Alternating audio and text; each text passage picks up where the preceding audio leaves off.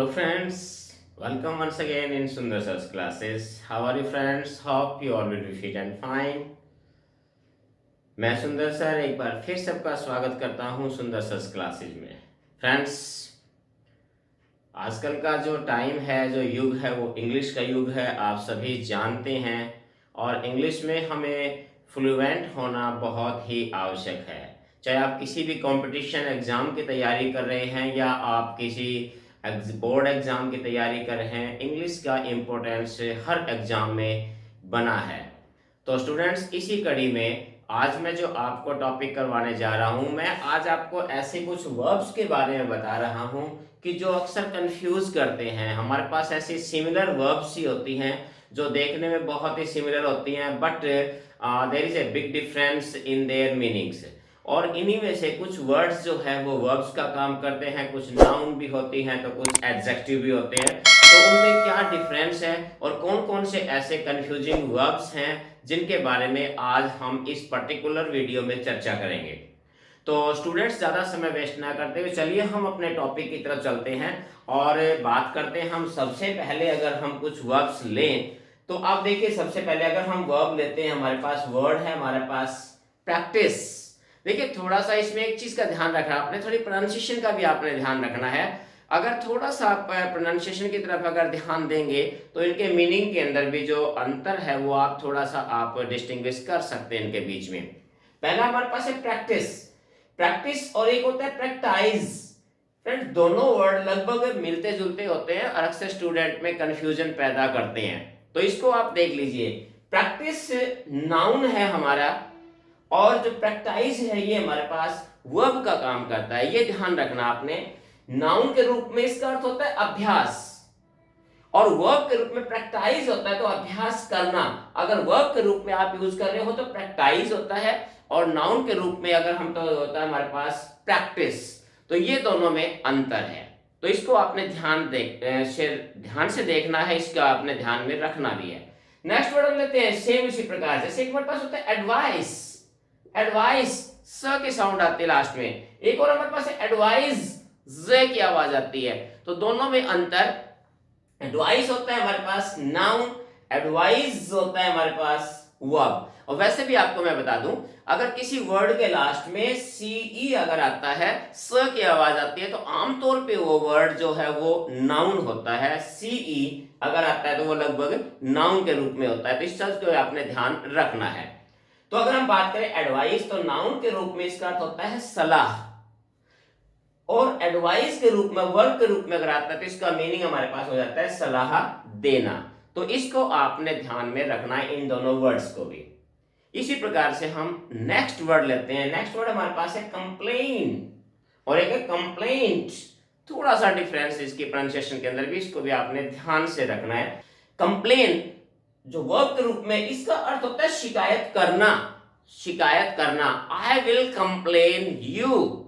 और दूसरा हमारे पास कंप्लेंट नाउन के रूप में होता है। तो नाउन के रूप में इसका अर्थ होता है शिकायत। शिकायत, he file a complaint against the officer. तो यहां कंप्लेंट का मतलब नाउन के रूप में होता है शिकायत और वर्ब के रूप में आए कंप्लेन तो इसका अर्थ होता है शिकायत करना। अगला वर्ड हम लेते हैं। देखिए ये वर्ड हमारे पास तीन वर्ड है फ्रेंड्स, इसको आपने थोड़ा सा ध्यान से देखना, इनकी प्रोनाउंसिएशन भी उनके मीनिंग भी। पहला वर्ड हमारे पास है अश्योर। अश्योर ये भी वर्ब है। दूसरा वर्ड है इंश्योर, ये भी वर्ब है। तीसरा वर्ड हमारे पास इंश्योर और ये भी हमारे पास क्या है, वर्ब। थोड़ा सा इनकी प्रोनाउंसिएशन में डिफरेंस है जो आप देख सकते हैं।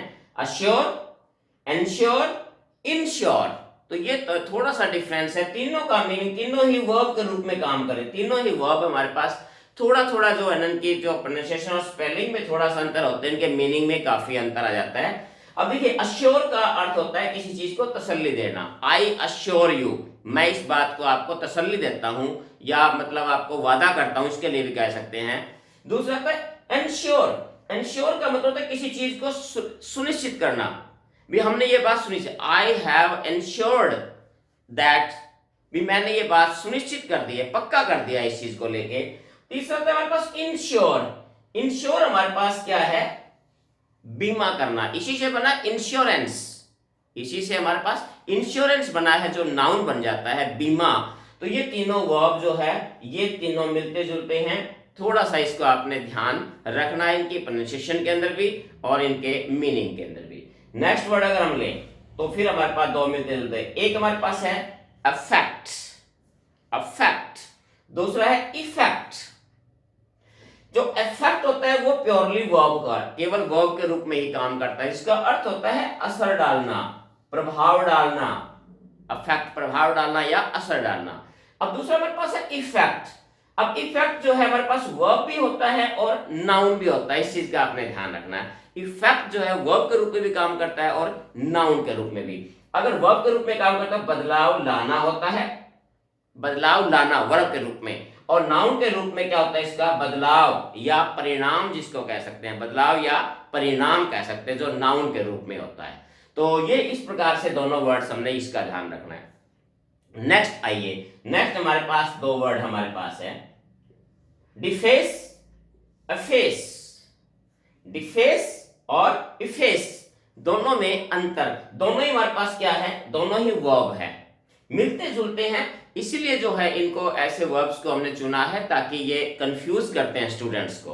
अब बात करते हैं अगर आप डिफेस की, डिफेस का होता है किसी चीज को विकृत करना, बिगाड़ देना, विकृत कर देना, जैसे उसका चेहरा विकृत कर दिया, डिफेस इज फेस। इसी प्रकार से फेस का मतलब क्या होता है, किसी भी चीज को खत्म ही कर देना, मिटा देना, साफ कर देना।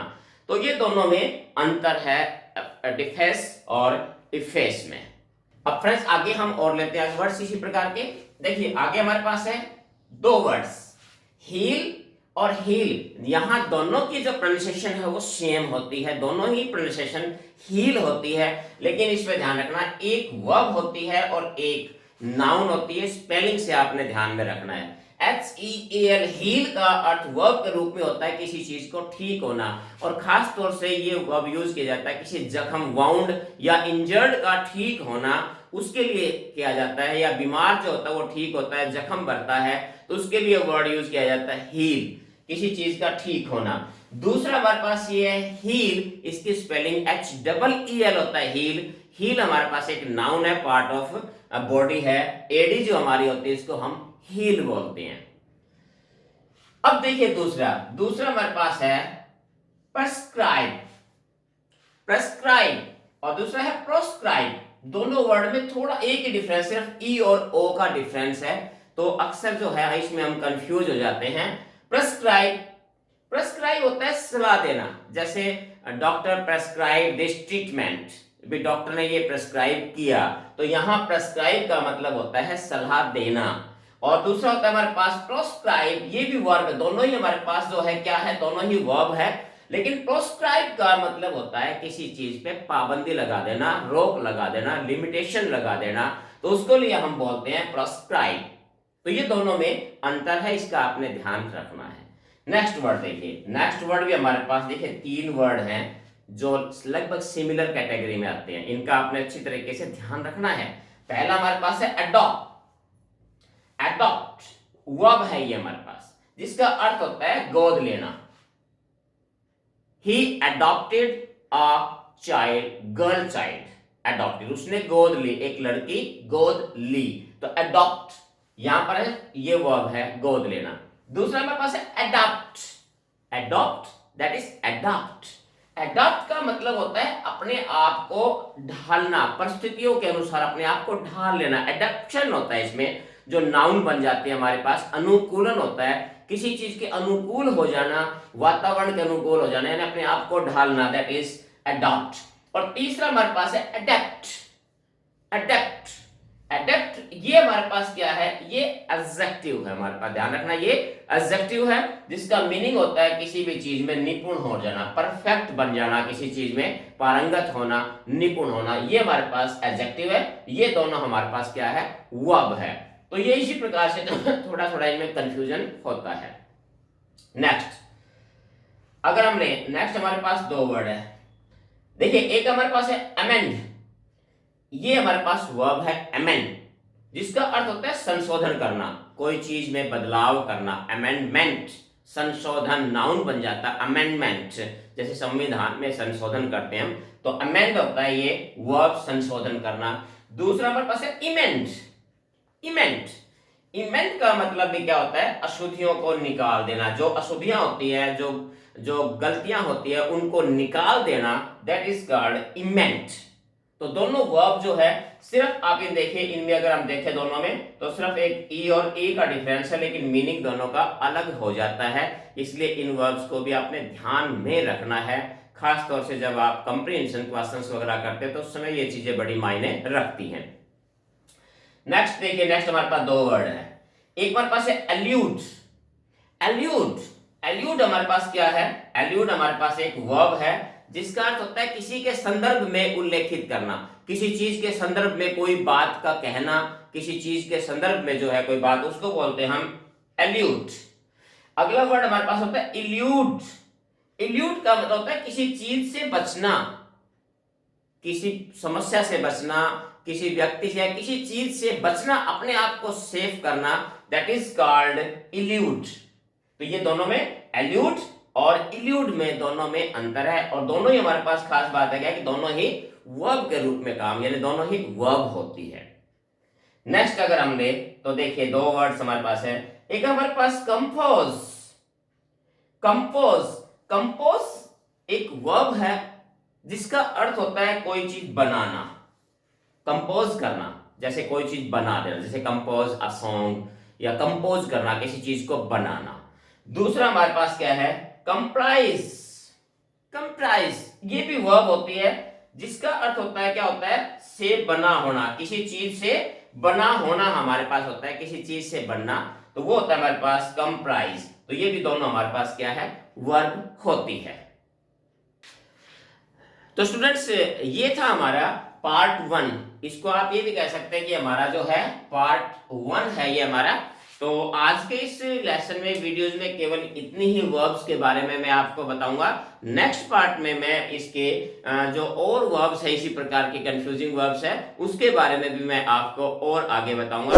तो तब तक आप इन वर्ब्स का अभ्यास कीजिए, इनको अच्छी तरीके से मनन कीजिए, इनको अच्छी तरीके से ध्यान रखिए, इनकी स्पेलिंग्स का, इनके प्रोनाउंसिएशन का और इनके मीनिंग को आप अच्छी तरीके से समझ लीजिए, ताकि जब भी आप किसी एग्जाम के अंदर अपीयर हो रहे हैं तो आपको किसी प्रकार का मन में कंफ्यूजन जो है वो ना रहे।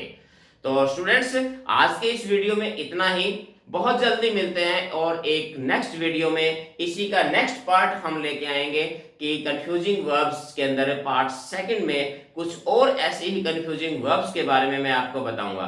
स्टूडेंट्स, ये लेसन खास तौर से आपकी वोकैबुलरी को साउंड करने में बहुत ही महत्वपूर्ण जो है रोल अदा करता है। इसलिए आप इस वीडियो को पूरा देखें और इसकी जितनी भी जो 1, 2, 3 जितनी भी सीरीज अगर है, इसकी जितनी वीडियोस, तो पूरी सीरीज को आप जरूर देखिए और इसका आप लाभ उठाइए। तो friends, that's all from now. Have a nice day. Thank you.